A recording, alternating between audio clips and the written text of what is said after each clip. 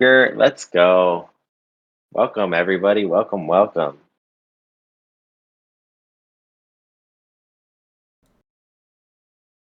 We were initially thinking about doing this as a text chat, and that's a text town hall where people would basically type their questions to us. We would type them back.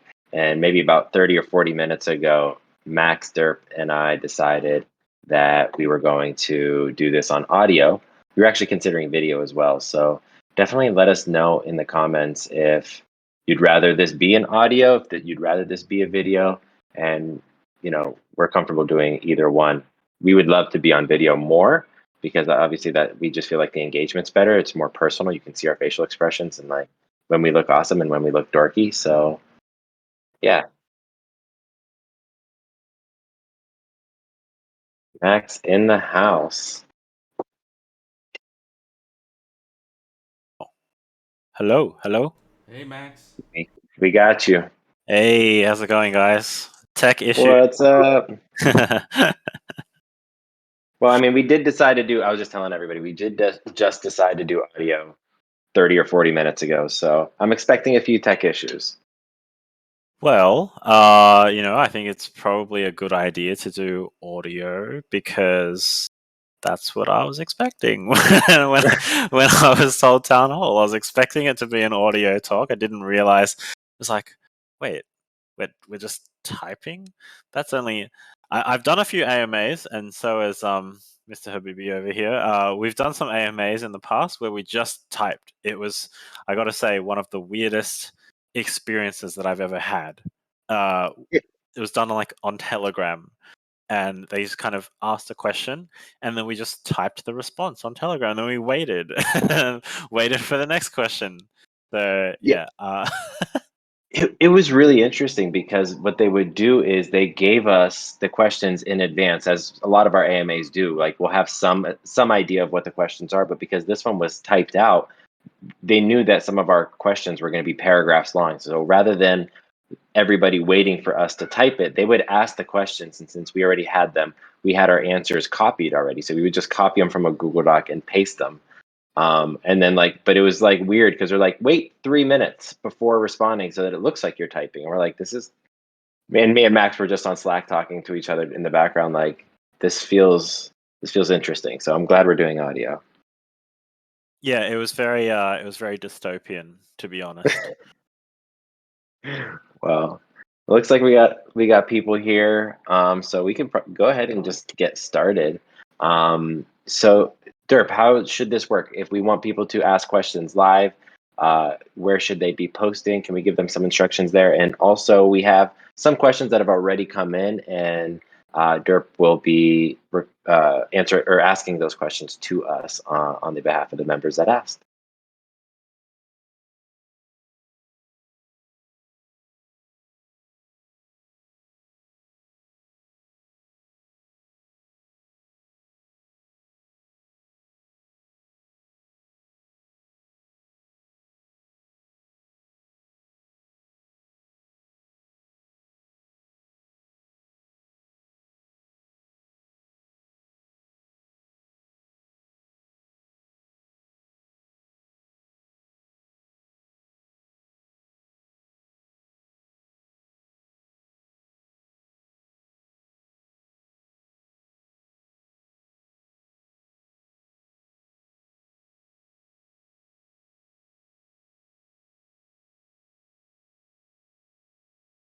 Kind of. I'm the Web3 operations lead, and look at that. You totally doxed me. You set out my government now, and it's all good. Everybody, I'm doxed. You can look at my LinkedIn. It's cool. But I am. Yeah, they're watching. They're watching. All right, so yeah, my name is Nayef, but everybody calls me Habibi. And yeah, I'm the Web3 operations lead here at Nyan Heroes. I joined about 3.5 months ago as the head of ops, but also stepping in and fulfilling some marketing roles, some recruiting roles, and a lot of the blockchain roles as well. And so, yeah, I've been involved in everything from all of the marketing campaigns that everybody has seen, the moderator channels, so like Box of Kitten and Greeno, who I see in the room. We've been working with them quite a bit to to really amp up all of our social channels, and then also everything related to the IDO and what we'll be talking about a little bit in this, the mech drop that's coming, the NYN airdrop that's coming. So all of those, I've been involved at the ground level, trying to make those the best that we possibly can. And I'm stoked to be here. Yeah, absolutely. I mean, do I need to introduce myself, Derb? You said Yeah, let's for do both it. of us. Yeah, done, finished. But yeah, I mean, seriously, like, I mean, Nayef's come on, yeah, as he mentioned, 3 months ago, and he's been amazing. Um, and for me, it's been great to sort of, I guess, uh, convert someone from the Web 2 space over to Web 3, because that's what's happened here, right? Nayef, like, we're not going to beat around the bush, right? Oh, absolutely, absolutely. So I've been an investor in this space since like 2016, 2017. And transparently, I had started going to blockchain conferences in like Puerto Rico in 2017, and the culture was still a little bit too young and not what I was looking for, in terms of like where I wanted to spend all my time. So then I just stayed as an investor, trading on some exchanges, and then late last year, I reached out to some friends that are bigger in the space, and I said, "Hey, I'm transitioning my career full time Web3. I'm excited. Who do you know that I should talk to?" And I got put in touch with Max, and Max's first thing was like, "You've never worked in Web3. Why would I hire you?" And he gave me an assignment, and he's like, "Why don't you just go research what's going on in the gaming Web3 space, and then come back to me in a week?" And I did, and it was a phenomenal conversation. And 3.5 months later, Max only sometimes questions his decision. only when I've had a few drinks. Fair No, enough. but yeah, it's honestly been great to have him on, and he's done an amazing job so far. And he's almost sounding like a Web3 native, scarily.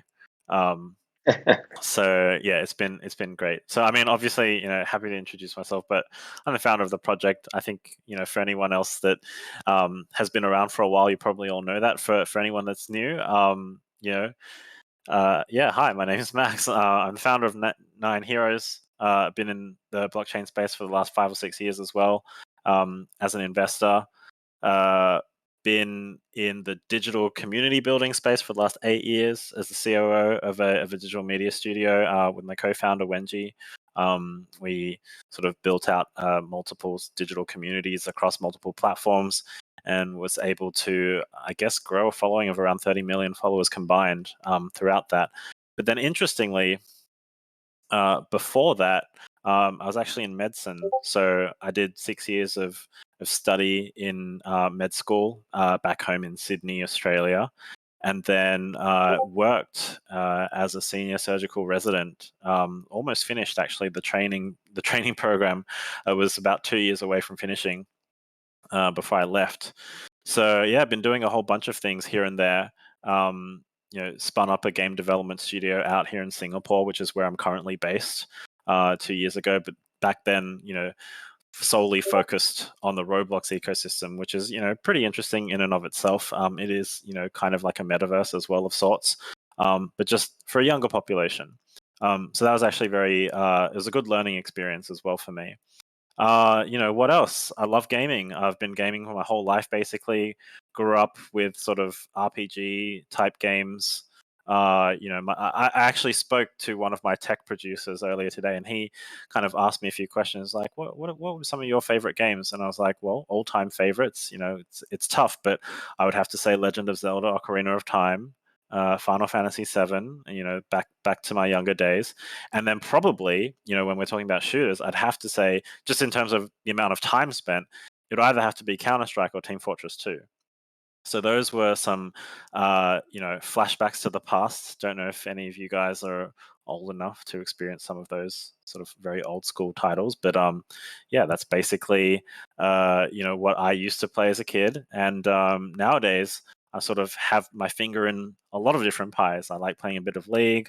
I like playing some mobile games as well that Dirk probably knows about. We're actually part of a few mobile gaming communities. For the last few years, I've known Dirk for a while. But yeah, also love my fair share of shooters as well. Played things all the way from Destiny to Fortnite to Apex. So yeah, but rarely have a lot of time for gaming these days. So yeah, that's a little bit about myself. Awesome. Thank you for the introductions. Yeah, we play a lot of mobile games together, and yeah, I've definitely heard some of those games that you've played from a while ago. Maybe in my like elementary, middle school days, not to like Ouch! Ouch! Counter Strike is Wow. timeless. Get out of here. It is Counter timeless. Strike is timeless. Awesome. Yeah, no, I was playing that way long ago. This was like 1.2, 1.3, 1.6 Source. I stopped before CS:GO even came out. So yeah, it's a Yeah, shame. I was playing, but like when Source came out, I was like, "This is great." I had already been playing for a significant amount of time. But Awesome. yeah, anyway, I really kind of enjoy sort of the opportunity to just chat in this town hall. We kind of felt like um, just wanted to. It's more of like a casual thing, right? Like we're not necessarily just going to be focused about talking about game dev, although we obviously will. But happy to chat about anything. The markets are down. It's kind of blood in the streets. So what better time to just take a breather and just gather around the campfire and share some stories, right? Because at the end of the day, we're all going to get through this together. We don't know how long this market is going to last. It might be this sort of winter that people are predicting. It might not be. We don't know. But at the end of the day, the team here at the Nine Heroes, we have secured our funding. We have a pretty good runway, and we're just going to be heads down, dedicated to building out the product, which is going to be amazing. So yeah, just happy to be here and happy to just chat all things Nyan/blockchain/gaming related. Yeah, so if anyone wants to come up and chat or ask any questions from our team, from Max, me, or Nayef, go ahead and request to join. This is the hand icon. But otherwise, I'll be going through some of the community questions that was posted in AMA questions. So I'm just gonna start with this one.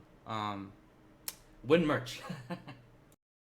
When Win. merch, Win merch. I love the wins, by the way.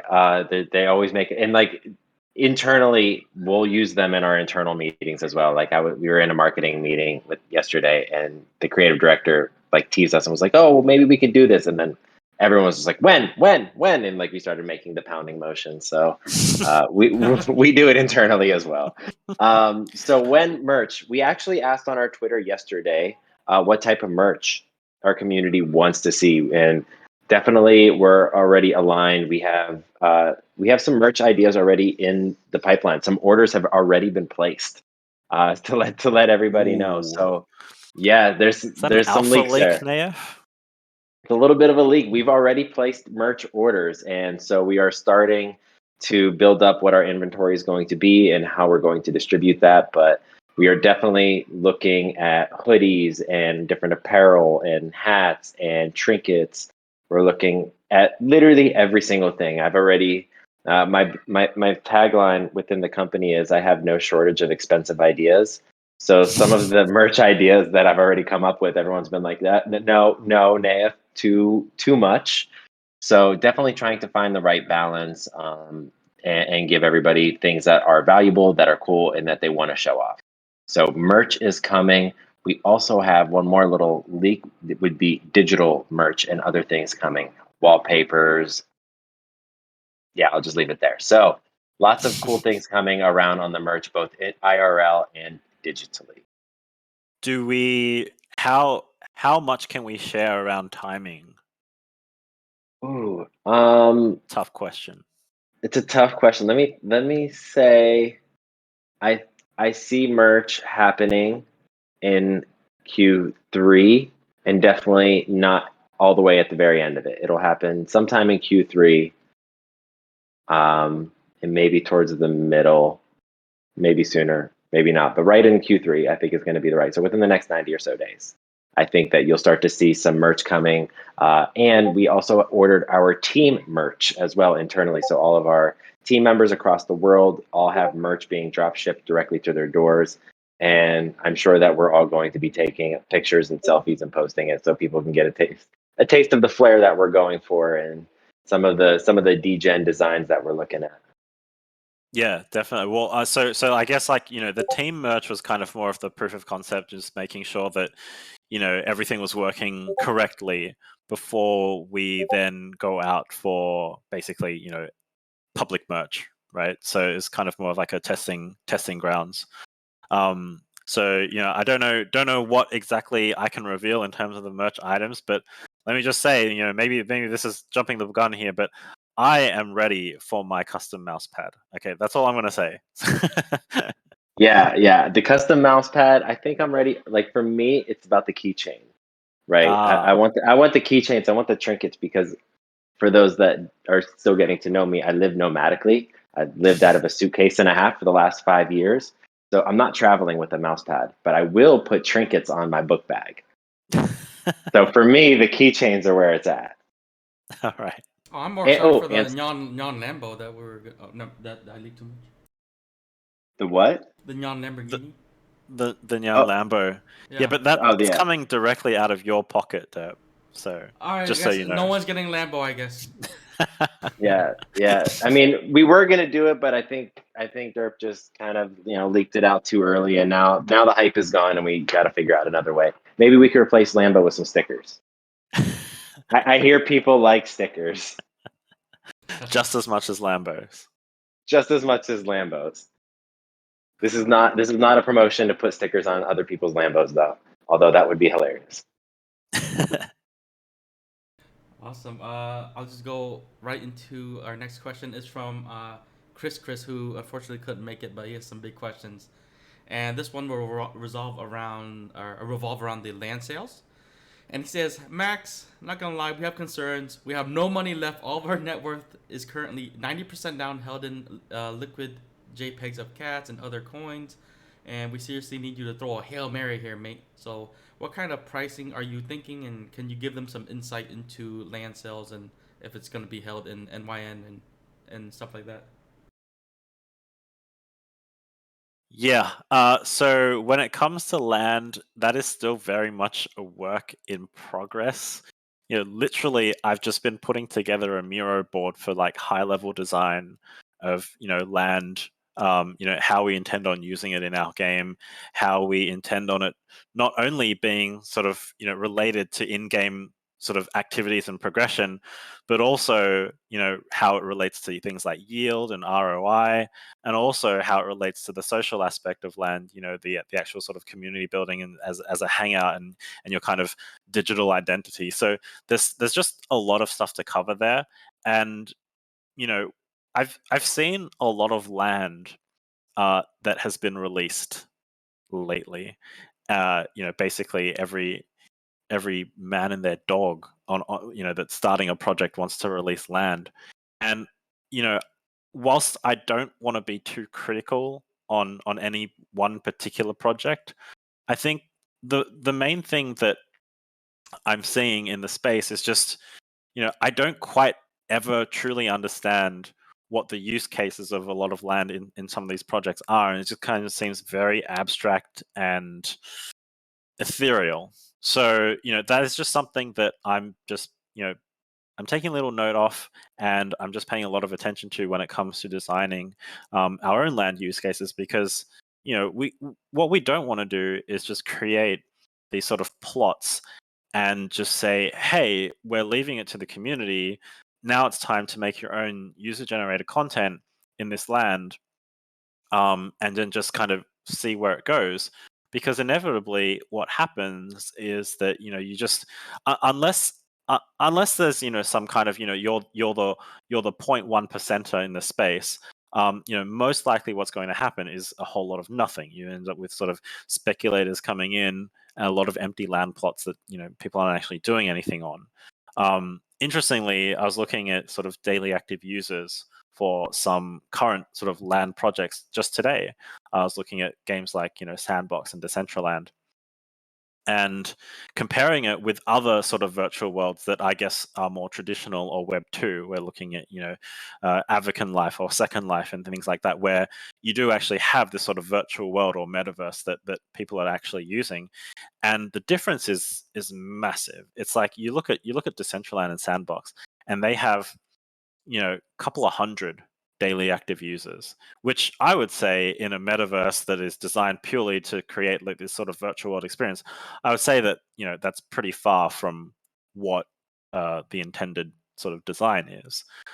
Whereas you look at a lot of these traditional virtual worlds, like, Avakin Life, from which, we have a few people that were working on it from Lockwood in-house as well.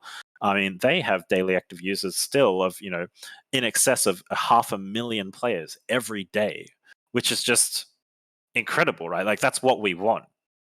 And so I think a lot of the reasons, the discrepancy between it is, use cases, actual playability, the user experience, and also the tech related around it. It's like, you have to onboard via, getting your own wallet and getting your NFT and blah, blah, blah. And it's just hard for a lot of people. So yeah, a lot of things to think about. Long story short, we don't have necessarily a firm plan on, the pricing of land, how we're essentially going to distribute it. It's still a work in progress, but it is something that they're spinning up an internal team on currently. So we have a team working on it. I'm kind of working on the high level design. We're presenting it, literally in a couple of hours from now, just to some of the leads. And so, yeah, I don't have any numbers for you guys at this stage, but we'll basically be running it. Safe to say that we will have a tiered approach. So it's not like, we're going to expect or even ask for these sort of massive amounts of commitment from everyone in the space, especially in this current market environment, right? Like, we might not even do the land sale. I mean, I think it would be quite foolish to do the land sale now, for example.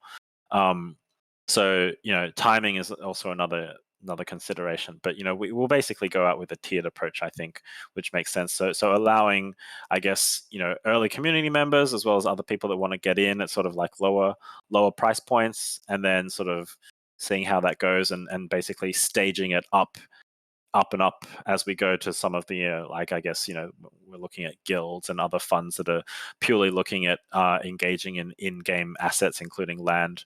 It's going to be a tiered approach, as with most land sales they all are. So yeah,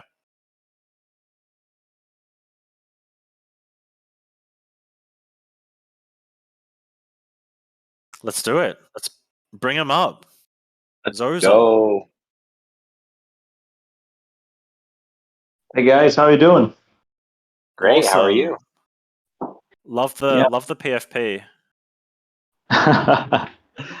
Yeah, it's my favorite project, Kiwami. But okay, straight to my question. So the one of the games I like to play most is Apex Legends, and this is probably a question slash suggestions, by the way.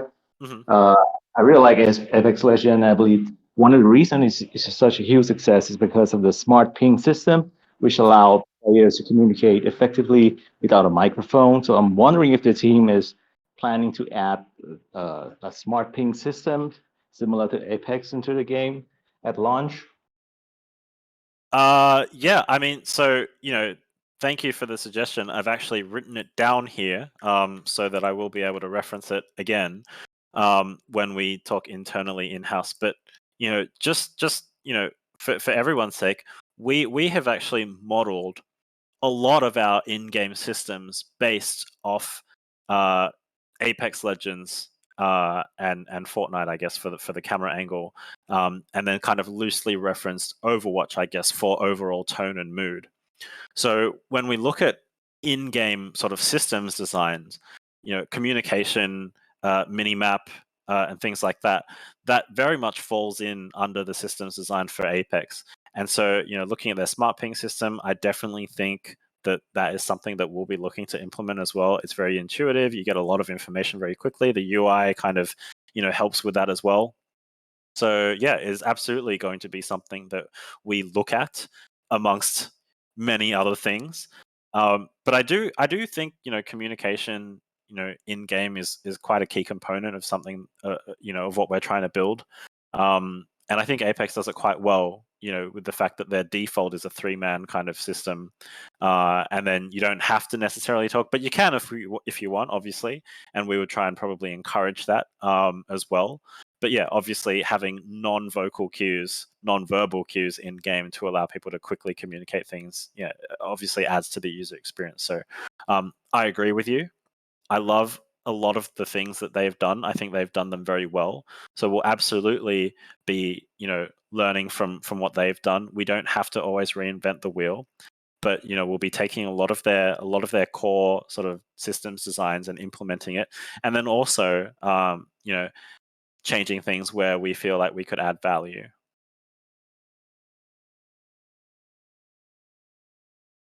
Yeah, that's great to hear. I actually have another question, if you don't mind. Sure, go ahead. Yeah, I'm wondering if no, I'm wondering what's our plan on marketing the game to Web2 gamers, because to me, I think most of the Web3 games didn't do well on marketing the games to Web2 gamers. Sorry, the last bit of what you said, you felt that Web3 games were doing well or not well at marketing for Web2? Not well. Right. Yes, I would agree. I would agree with you. I think there's obviously, well, we could probably do like a joint approach to answering this question, but just from a high level, I would say that there's two main sort of things that we need to look at when it comes to marketing to traditional gamers. So the first one lies in the actual product that you're making. So if you look at Web3 games, the current state of Web3 gaming, it's like, well, a lot of the products that they're even making just don't speak to traditional gamers at all. There's no way that you could even for example, as loved as a game like Axie is, you couldn't necessarily take that product, no matter how well you packaged it and with all the bells and whistles, you wouldn't be able to sell that to like traditional kind of gamer in the US, for example. It just doesn't really fly. So product is going to be pretty key, and we're sort of designing our product with traditional gamers in mind. Where our ultimate goal is to sit on platforms like Twitch and YouTube, and for not only players but also viewers to just not really realize that they're looking at a Web3 game. They're just going to be looking at a game, and the game is going to be great. And it should stand up next to other AAA games, and people should be able to play it and enjoy it for the game itself. So product is going to be a major aspect of how we speak to traditional gamers. But then of course we also have the marketing or go to market strategy. So I don't know, Nayef, I saw your mic kind of flick open there. I don't know if that's something that you wanted to touch on or whether it was something else. No, absolutely. I'd love to touch on it. And I think you hit the most important thing, Max, which is how do you appeal to the traditional gaming crowd? Is you build a game that appeals to their interests, right? And the traditional gaming crowd plays games for fun, because they enjoy them, not as a method for earning yield or generating revenue. Although there is a small subset of that population that does that. So I think Max's answer is the primary answer. In addition to that, however, is a lot of education. So one thing that you're going to start to see from us coming out a lot more in our marketing is the traditional gaming community has a lot of concerns around Web3 gaming, right? That's no secret. There's been plenty of articles written about from gamers as well as game developers that don't want to incorporate NFTs or Web3 elements into the gaming environment. And I think there's a valid concern there, right? If you look at some of the previous things that have happened in the industry from studios that may or may not have had the communities and the populations and the gamers themselves in their best interest in a lot of the decision making, a lot of financial reasons have driven of players. And so when something new like this comes along, like NFTs, there's been a lot of concern of, is this actually for the benefit of the players, or is this for the benefit of the studio to just make more money? So one of the things that we are doing to educate and inform is being very transparent about what we're doing, why we're doing, what the business reasons are around it, and essentially validating the traditional gaming community and saying that their concerns are valid. And here's how we, Neon Heroes, are developing our game, our tokenomic structure, our in-game economy to directly address all of these concerns so that you do realize that using these blockchain elements is going to be in your favor. It's going to provide you with more ownership, more control over your assets, and more opportunities to earn actual real fiat um, in your accounts versus just an in-game token.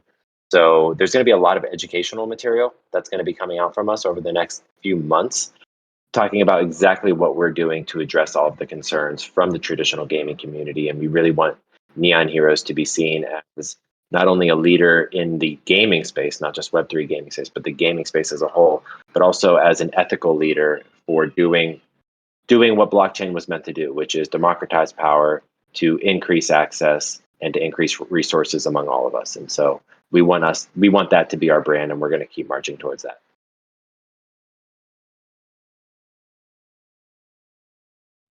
Thank you for your answer. I'm super bullish. I'll be looking forward to all the things to come in the future. Thanks, Absolutely. And thank you for your question, and also thank you for your recommendation. We're definitely open to having those during these town halls. If you have an idea that you think would make the game better, please come forward and share that idea and let's talk about it. That's what these forums are for. Oh yeah, that actually reminds me. I spoke, internally with our marketing team, and I suggested that, in one of these sort of town halls or whatever you want to call them, I actually thought it would be great to have as many people, from the Nine Heroes Discord just participate as possible. Just get up on stage and just throw out suggestions when it comes to game design. I think that would be super cool. Because, I mean, of course, we're not going to be able to implement everything. That's not the promise here. But what we will have is basically like this kind of shotgun sort of approach to just throwing things at the wall, and we'll just write down everything. We'll write down anything and everything that gets suggested by the community. And then we're going to take it back internally and just look at all of them and see, like, does this make sense? Does this sound good? Does this sound interesting?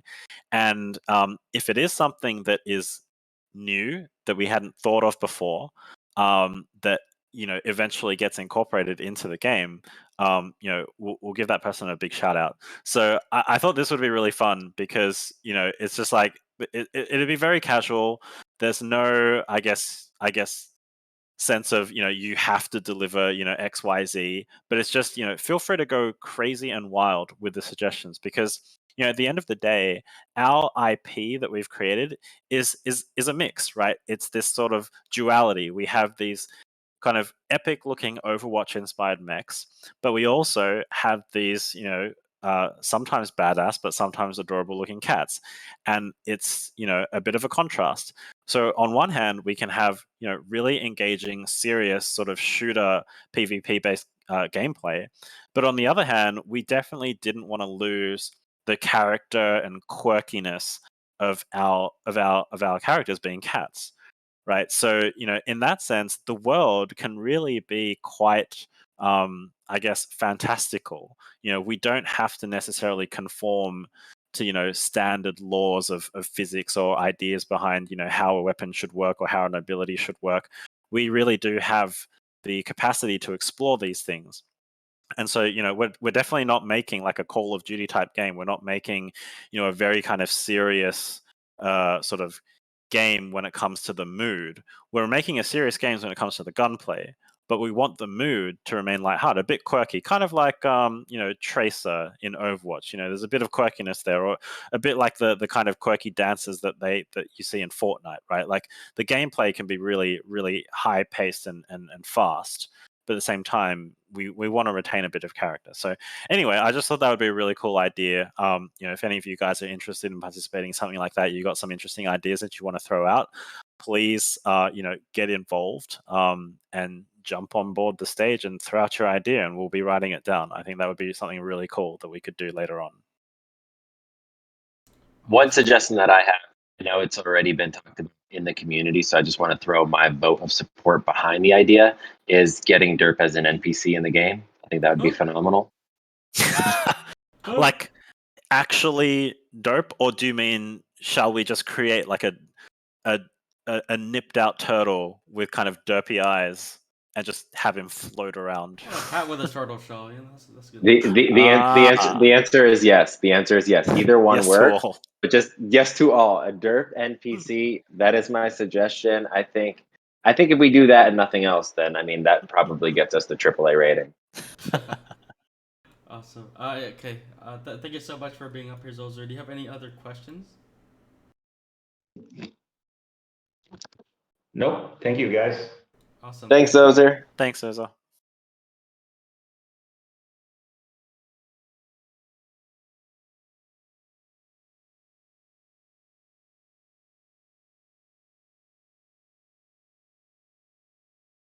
Will there be a playable demo before the land sale? So the answer is I think so, but I'm not sure, because the two products, they have different sort of team owners, and we have different teams kind of working on that. I mean, some people kind of cross over, but really, the playable demo has a timeline of its own, and then land sales will also have a timeline of its own.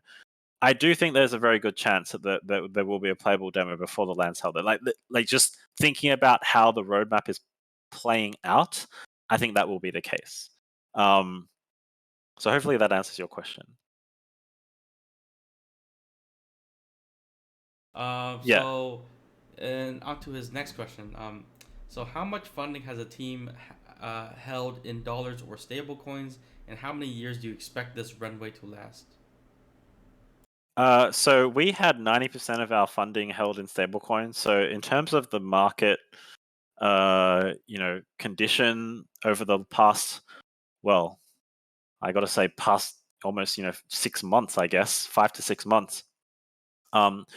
We actually haven't really been affected at all. I mean, we have to the extent that the 10% of the funds weren't in stables, but I would say that the fact that the majority 90% were in stables is obviously, from our point of view, very good. When it comes to, I guess, business treasury management, you definitely want to err on the side of conservatism rather than kind of being too degenerate with how you want to deploy your treasury. So from that side of things, we're good. In terms of the runway that we have, I mean, currently we have about I think like a 2-year runway, but obviously, as we continue to look at the market conditions, as we continue to speak with investors and whatnot, basically, the 2-year runway is pretty much the worst case scenario. If the market were continue to go bear into the full blown sort of winds of winter, and we weren't able to, I guess, do any more fundraising, that we weren't able to inject any more capital into the project. That's what it basically looks like. So we've basically taken the worst case scenario, we've mapped it out internally, sort of financially, and then basically anything that happens, that is basically takes us off that trajectory, we'll be able to reflect that in the financial runway. So anything that happens will be basically good. That is the worst case scenario. So we're pretty well capitalized. I mean, 2 years in crypto space is a pretty long time. We definitely aim on having a pretty engaging, enjoyable product well before then anyway. And so that obviously opens our studio up to further rounds of funding. So I'm cautious, but I'm optimistically cautious. Awesome. Thank you for the answer. I'm also very optimistic about how our game's gonna go. I'm gonna play so much, and then I challenge the community to try to frag me. Good luck, cause I'm pretty good at Apex and shooters. He's put a target on his head, right? So if you Yeah, we'll have some fun community games and maybe like little small tournaments, or like, hey, try to find me on the map, try to kill me. We'll see. Yeah, he rates himself pretty highly. I definitely support that. And a couple of things that I just want to point out is, just because we're in a down downturn or a crypto winter, all the names that it's being called, doesn't mean that, massive companies and massive productions can't come out of that. So if you look historically, there's been everything from like Electronic Arts occurred during the 1981-82 recession. MailChimp was in 2001 and 2009. Uber launched during the 2008 recession. Airbnb also launched during the 2008 session. Slack. So all of these companies came out of those periods where funding was limited and companies were going under. So there are always bright stars in the darkness of these downturns. And I think that, to Max and Derp's point, we're funded well. We have a plan in place to continue to last out the next 2 years. And we have additional events that are going to be coming up that will continue to add that and extend that runway. So we definitely see ourselves not only surviving this, but thriving and becoming one of those success stories that in 10 years are like, oh, wow, Neon Heroes launched in that market of 2022 where everything crashed. And, that's the story that's going to come out. Yeah. I mean, it's always interesting to me. Like, I always see it as a bit of a contradiction where, it's like, hey, you're launching in the bull market, right? It always feels good. But actually, when you look at it, I've never quite understood this. You look at it from like an investor or community perspective, and it's like, well, yeah, maybe for the funding purposes, but what you've actually done is you've sold, your tokens or assets or whatever at the height of the bull market, and now everyone is underwater, and many people are underwater like 90 to 95%. So actually, if you're building during the bear and you continue to develop and grow and maybe get more community involved and sort of continue to create value through your own in-game assets in the bear market, when the inevitable bull market eventually kind of comes back, it's the people that got involved during the bear market that actually see the most outsized returns. So I've always been a bit curious as to why people feel like you should be like necessarily launching in a bull. I mean, I think launching in the beginning of a bull market is great, but launching at the end of a bull market is definitely I kind of see that as more of a negative. Yeah, I mean, if we would have, I'm really thankful that we had the community support behind us when the IDO postponement was announced, right around the Terra Luna event. And everybody was supportive of that. The amount of outpouring from both our community as well as our investors for that decision. Had we launched a week earlier, during this bull market, I think, or not that it was bull at that time either, but had we launched a little bit earlier than that, then we would be suffering right now. So I think making careful decisions and really analyzing the market and trying to understand, like, not what do we want to do now, what can we do now, but what will be the impact of our decision in 1 year, in 2 years, in 6 months. That stays on the top of our minds as we're making all of these decisions to make sure that we are building for a long-term project. We're not here for the gold rush of the crypto, the gold rush of the NFT strategy, any of that. We're here for the long term. And so all of these really come in to influence our decisions. Awesome. Really appreciate your answer. And I'm just going to go on to the next question from Julius, which is a very relatable question for today. So he asked, will there be any reconsideration on the current governance proposal and how voting will be done moving forward? Everyone is pretty much in consensus that newcomers should be included and have a chance to earn the NYN airdrop. And those who have held since the beginning, before the trailer and gameplay and Soul Up and Down, should get some kind of extra incentives, perhaps through different tiered rewards or different requirements. So what are your thoughts on that? And I'm mainly going to shift this towards Habibi, because we were actually talking about this earlier this week, because we're constantly reading the feedback from the community and taking note of what you guys say. So Derp, are you asking for the cheesy response right now? Because you're going to get it from me. So, yeah, I think it's a really timely, relevant question, and I want to make sure that my answer respects the fact that there is a governance proposal currently active and open for another 9 or so hours, if my math is correct. So I do want to honor that. That said, we have been listening and engaging in active discussion with the community and with the DAO members. We agree that as in Nyan DAO Council agree that OGs in the industry and the people that have held through all of the market conditions should be rewarded and incentivized more than people that are coming in brand new, as well as we should still welcome those brand new people. That does benefit every single one of our projects. When we're thinking about more people coming in and buying Neon NFTs, that increases demand, that increases our floor price, that increases activity and volume, increases exposure to the project. So including new people and incentivizing new people to join the DAO was one of the main intentions of governance proposal 2. That said, we are preparing an amendment to governance proposal 2 that will address the community's concerns regarding incentivizing OGs for their time and effort and commitment to the project over time.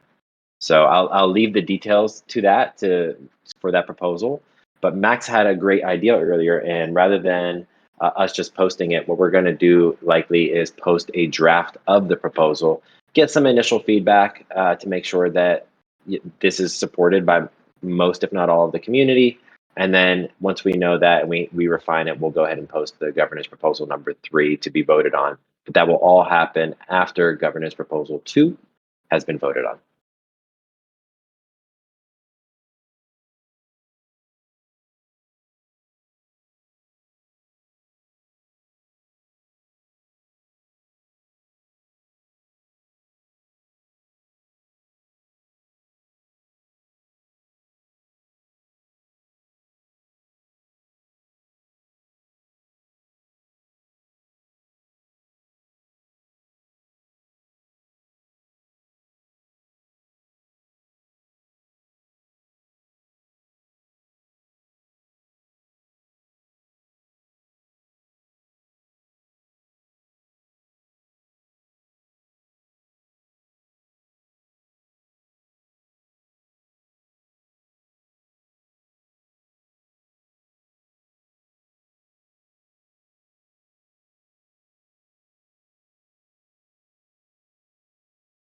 Yeah. So I guess there's a few questions there.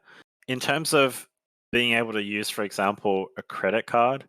I mean, I think this is something that it's not just us, but many companies and projects in the space are working on, and that's we're just basically looking at different means of fiat on ramps into the Web3 space, whether it be gaming or DeFi or anything basically.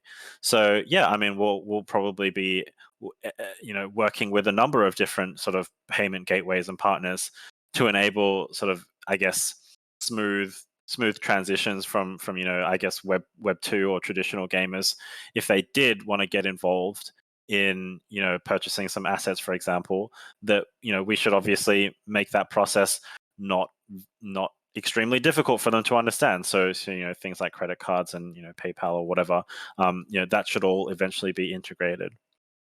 When it comes to, for example, in-game transactions, and whether you need something like Soul or not to actually do it. I mean, well, first of all, when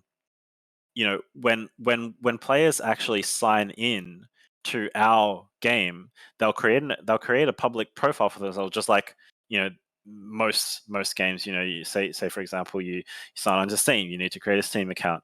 You sign into your EA account, for example. So just like all of that, we'll have a sign-in process. But as part of that sign-in process, you'll generally be given a non-custodial wallet that basically holds all of your in-game assets for you. So when we look at, for example, when you start playing the game, you start earning in-game items. Some of them will be off-chain and some of them will be on-chain. But in all cases, they'll be represented in your account as in the same area. We're not going to really necessarily have to force that distinction when it comes to the UI. What's happening on the back end is going to be very different, though. So obviously some will be in our own servers and some will be held on chain. But the player doesn't necessarily have to know about that. So if they want to get involved, they can access their non-custodial wallet. They can then choose to take their own assets. They can choose to trade them, sell them, do whatever they want with them, basically. I mean, that's the nature of the game, right? But if they don't want to do that, if they don't have any intention of doing that, if they never did, then they don't have to.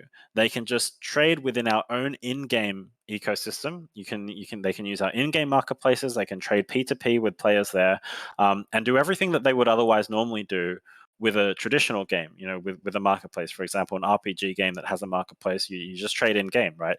That's basically what we want to create. So if people would never really even have to access their wallet specifically unless they really wanted to. That is the ultimate goal, because what we don't want happening is forcing, for example, traditional gamers to have to say download a wallet, get an extension, link their wallet to their account, keep a hold of their seed phrase. It's all too much a step. Maybe at some point down the line in the future, people will just feel that that's a normal part of their day-to-day life, but certainly it's not at the moment, and so we don't want to kind of force that upon anyone at the moment. When it comes to, say, for example, costs, right? I mean, the good thing about Sol, for example, aside from all the current issues that it currently has with the network, is that at least, I mean, this is part of the reason why they have network issues, is that the cost is very low. So, as we look to explore, the different kind of blockchains that we're going to eventually support in game, we're heading towards a multi-chain future. We want to essentially be able to integrate with multiple chains, have all our assets be able to sort of, be bridged from one chain to another, to exist on multiple chains, exist on multiple marketplaces. We obviously need to look at transaction costs, and so for a game, for any game that relies on, I guess, P2P trading, in-game marketplaces, we're looking at MMOs specifically, or RPGs. Transaction costs need to be low, and ideally they can be low to the point that they're actually absorbed by that marketplace fee. So, for example, if there's a 5% marketplace fee, then instead of paying the 5%, maybe you just pay the 4.9995%, right? And then that one extra percentage fee that you would otherwise pay is absorbed in gas costs. So in other words, it would just be integrated into the game. So I'm not saying that that's definitely what we're going to do, but that's something that we're thinking around, because, obviously if people are having to fork out additional fees to pay for gas, then from a traditional game perspective, they'll be like, hang on, why do I have to do this? This is odd. This is weird. So yeah, we're definitely thinking about that. But the good thing is we will definitely not be running on layer 1 Ethereum, for example, where you have to pay $50 to $200 per transaction. That's just wildly inefficient. So yeah, it's still something that we're looking into. We're just going to ensure that our infrastructure supports multiple chains, and the transaction costs are insignificant. To piggyback off of that, like to Zozer's question earlier about what are we doing to attract traditional gamers, right? Everything Max just said is we're trying to remove the barriers and the wonder around blockchain and just let people play the game. And you don't have to understand what blockchain is and hashing and how all of these things work. You just need to come in, sign up for an account, and then play the game. And we're going to do everything that we can to make sure that that is as seamless and easy as possible for everybody, whether you're a blockchain expert or not. And we're also thinking about this in all aspects of the business. So also, we asked earlier when merch. So we're looking at our merch store, and that also is going to be transactable in fiat currency as well. And the reason for that is, we've spoken with some other NFT projects that I'm sure everybody here is a fan of, and maybe some holders of, who have released merch projects, and some of their holders were actually not able to purchase merch in time because they needed to transfer coins out of, let's say, Coinbase or something, and then there was a delay in it. And then by the time they got their coins into the right wallet to make the purchase, the merch was sold out. And so to prevent that, we are also going to be using fiat with our merch stores as well. So these types of concepts are being thought about throughout the entire business, and not just in the gameplay of like, how do we establish ourselves as a leader in the gaming industry, regardless of Web3? How do we really put ourselves out there to let the traditional world know what we're doing and how we're doing it, and how easy it is to come and join and be a part of the Nyan? Sweet. I'm gonna go on to the next topic, which is pretty big topic, and it's gonna be over our guardians and mechs. The first question is, will there be one-of-one guardians? Ooh la la. Ooh la la. Short answer to that is yes. In fact, we're trying to make every Guardian one of one. That is true. Oh, see, I didn't know what to say there because I was like, I know the answer is yes, but we haven't actually said that yet. So Max hitting us with a little bit of alpha. So yeah, we are doing that. Yeah, and then they'd like to know: is there any update on the current situation with Guardian NFTs? And yeah, can we get some insight on that, or a little Yeah, teaser? I'll maybe I can. let you Yeah, handle maybe I this one. can. Maybe I could peek in on this one, and Max, you can piggyback off of it, or Derp, you also know what's going on. So we are, and by we, Tor, our creative director, and myself are going to be releasing the dev blog post this Friday, and that dev blog post is actually going to talk directly about the mech drop, as well as release some leaked images and some art in there. So you guys are going to get some new art coming from us on Friday. And that's going to talk a little bit more about the mech drop, when it's happening, what the dates are going, what some of the decisions are going to be behind it. What Max just talked about, this one of one, how are the mechs going to interact with the game, and what to expect with the mech drop, because we also have some surprises and some goodies coming along with it. And again, I'm not going to give out everything right now, but stay tuned for this Friday's dev blog post. It's going to talk directly about the mech drop, the date, all of that. It's all going to be in there. Awesome. Yeah. I don't know what really to piggyback on from that. I think Nayef covered most of the things. It's more of just like the idea that we're trying to communicate when it comes to our mechs or our in-game characters, because I'm sure uh, any gamer here would know that if they were to load into a game like Apex or Destiny or League or whatever, Dota, when they pick a character, the character is a set character, right? Like they have the set abilities, they have the set sort of look, and they have the set sort of movement and animations and everything. And so, one character like Ari, for example, that everyone uses, you just have the same, kind of use case, which is fine. There's nothing wrong with that.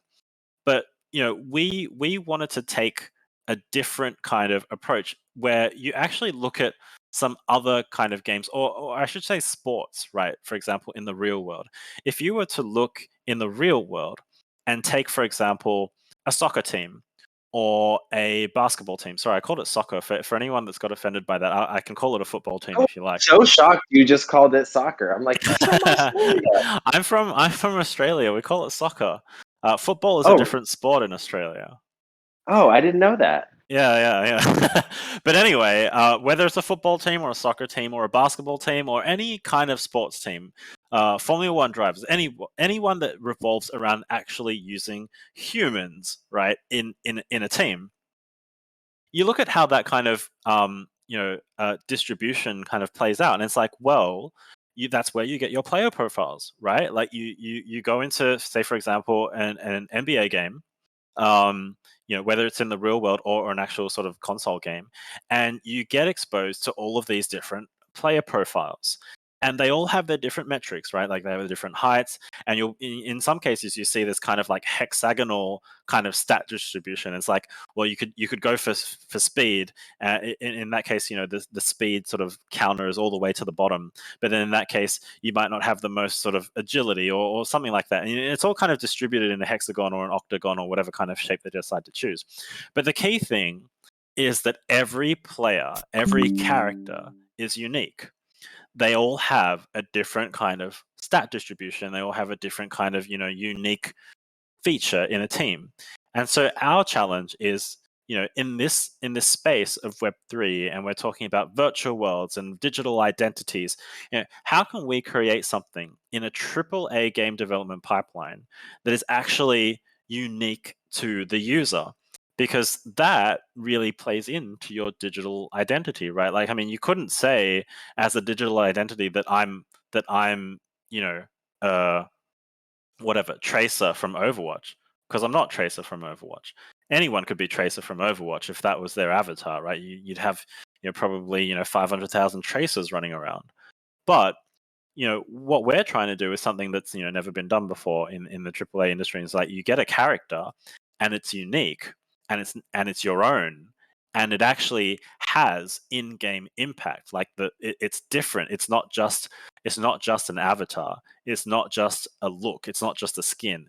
It actually is unique, and it's yours to own, and it's yours to play, and it's yours to kind of I guess get a feel for the kinks, how it actually plays in game, how it synergizes with other characters, how it synergizes with other players, and really kind of build your own identity around that. And for each, I guess, character that you own, you can kind of do that. So that's something that we're really looking to bring to this space, and is something that's quite unique and kind of adds to the whole, I guess, virtual world play. Awesome. I really appreciate you guys' answers. So I'm just gonna wrap things up. We have a couple more questions, but I'll try to get answers for you guys offline. But yeah, we're gonna wrap things up. And do you think maybe we can see if anyone is interested in asking one or two more questions before we close things up? Yeah, I do actually. Thanks Steph for hosting, and thanks everyone for being here. I personally have another meeting that actually starts now, so I might have to jump. But I can let you and Naya field. Well, actually, I think Derp and I also have to be in another meeting. Do you? Right, a minute ago. So, and the intention of the town hall was to be an hour, and so we've fulfilled that hour. So, just want to close with some closing thoughts. This was fun. I feel like we released a lot of alpha in this one, and so we're gonna keep doing these. It's not gonna always be me, Max. Sometimes we're going to bring on other people. So maybe on the game suggestion one, where we ask people to, give us what they think we should include in our dev pipeline. Maybe that's a good one where we can get Tor, our creative director, and Liam, our lead producer, on here and have those two answering questions and taking on the suggestions. So yeah, we'll be doing this. We're kind of figuring out our cadence right now, but maybe like once or twice a month sounds like the right amount of time. But we'll let you know, and we'll get the next one scheduled very soon.